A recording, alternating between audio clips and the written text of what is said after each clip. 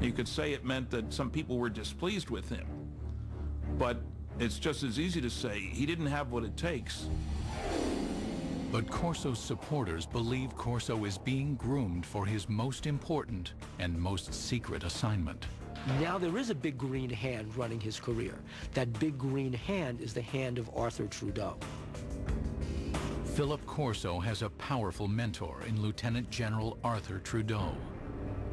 A West Point graduate, class of 1924, Trudeau quickly gains a reputation as a forward-thinking officer, comfortable with high technology. In the Cold War era, he pioneers technological training for intelligence officers, and by 1958 is named Director of Army Research and Development. When Trudeau gets a chance to appoint a deputy, he brings Corso over, and thus begins Corso's stint in Army R&D. General called me and said, "Don, establish Foreign Technology Division, and you're the chief of it. And you got an office down next floor under me." Through this point in his career, Corso's Army job history is easily verified by examining military records. Look, he did work in the Pentagon. His office was there. I have the roster. And he worked for General Trudeau, and he certainly knew him well. There's no question about that. But after his Pentagon appointment, the paper trail of his career is harder to follow, and his assertions more difficult to confirm. Corso wrote that his Pentagon job entailed analyzing foreign military hardware, such as helicopter armament developed by the French, or the British military's vertical takeoff and landing fighter. Then the technology would be reverse engineered. The military has had, over the years, a number of projects where enemy technological devices have been recovered by American forces. So one of Corso's jobs was to get this foreign technology, this French technology, and reverse engineer it. And then if they had something good, fed into our own technological timeline. Reverse engineering plays a significant role in the spycraft of the Cold War era. The Soviets used captured American Sabre jets to reverse engineer U.S. technology, and the U.S. captured Soviet MiGs to reverse engineer Soviet technology. But if Corso's routine job involves examining technology from abroad, his task would soon change. Sometime after July 20th, 1961, Corso claims that General Trudeau calls him into his office and gives him an astounding directive. Examine technology captured from the 1947 alien spaceship crash in Roswell, New Mexico.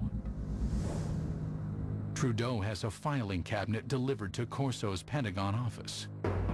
Inside, Corso says, is proof positive of aliens visiting Earth, and alien technology that Corso insists he will use to change the world.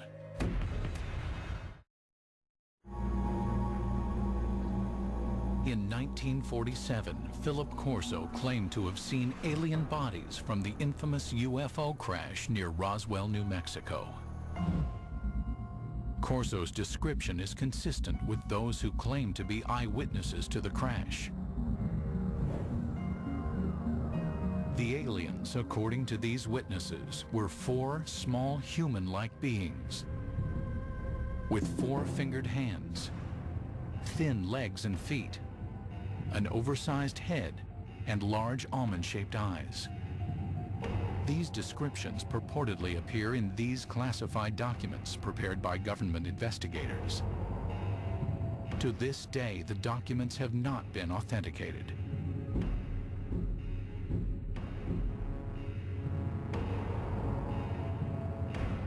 Corso insists that he told no one about what he saw at Fort Riley.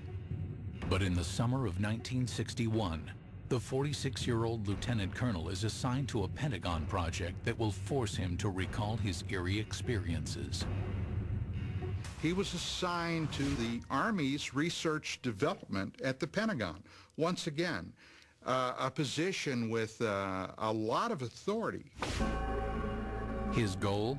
To advance U.S. military superiority by a factor of decades. We had enough sense to push it. We had the organization, and we had the money, and we had the brains to do it, and we did it. During the Cold War era, Corso says, there was great government concern that the Russians would gain access to the alien materials. Or worse, the aliens would use their superior technology to invade Earth. According to Corso, an ordinary filing cabinet contains the extraordinary artifacts of the Roswell crash.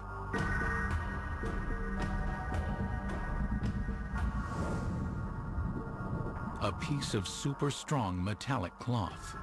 Corso contends it may have protected the alien pilots in their spacecraft.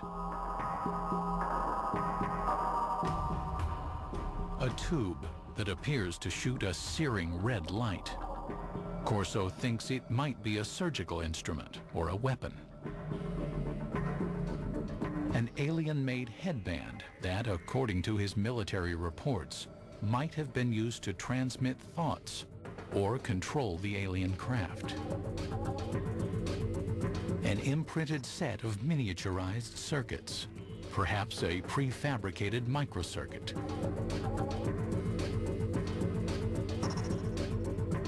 A flexible wire that might have transmitted light through its interior.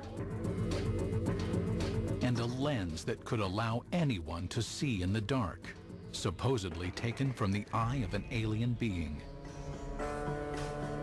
To better understand the puzzling contents of the filing cabinet, Corso claims to immerse himself in classified government documents reporting on alien technology supposedly found at Roswell. According to the reports that Corso claims to have read, some of the world's foremost scientists, men like Wernher von Braun and J. Robert Oppenheimer, have access to the Roswell crash site. Corso says that Lieutenant General Trudeau greenlights him to assemble his own A-list team. You will put on that team anybody that you want. Engineers, scientists, and even I told the Germans. Told them I'll take a couple of Germans too, in addition to the U.S. scientists.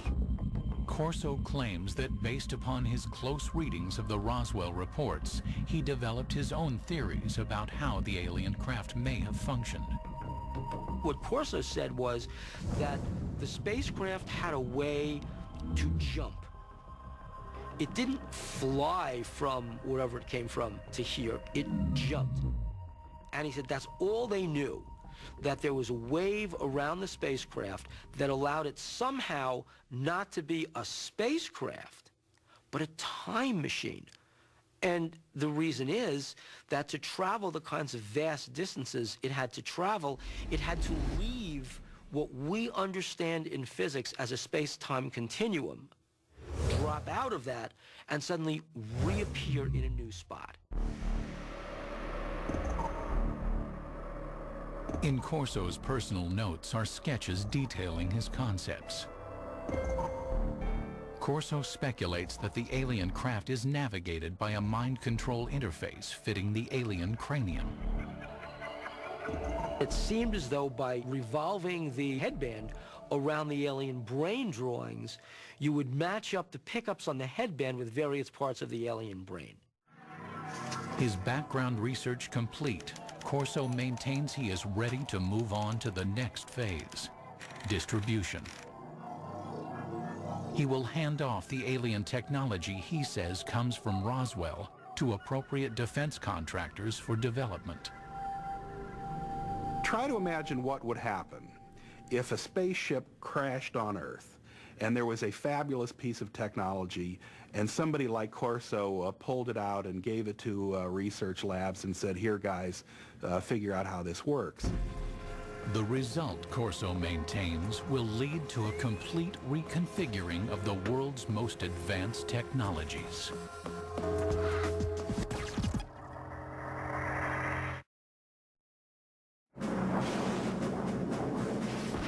In the early 1960s, America's military might is directed toward fighting the Cold War. Lieutenant Colonel Philip Corso wants to bring alien technology from Roswell into the fray.